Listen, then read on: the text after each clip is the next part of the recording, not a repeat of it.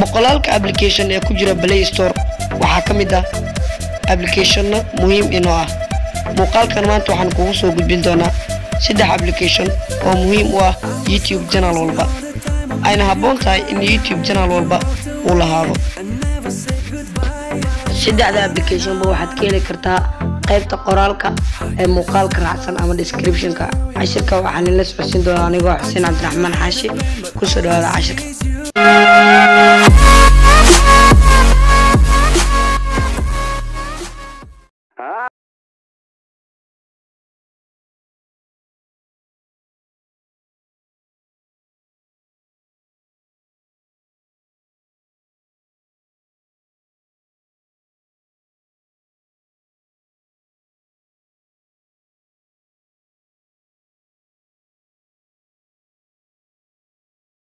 muuqaalada ay YouTube ka gelisay sida inaad qoraalka ka soo bedesho muuqaal aad YouTube ka gelisay iyo sida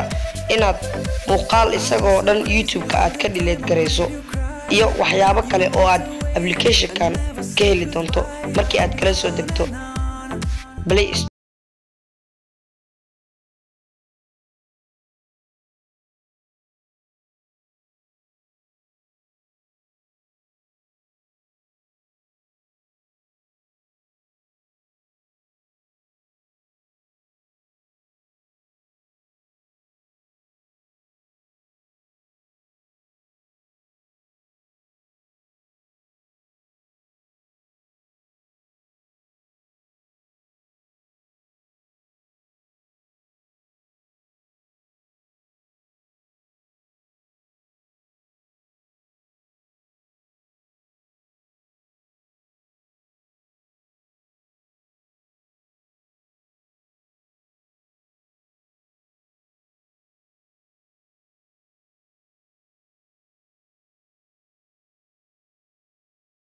intro waa maxayisiin heer sare ah sida kuwa hadda shaashada idinkaga muuqda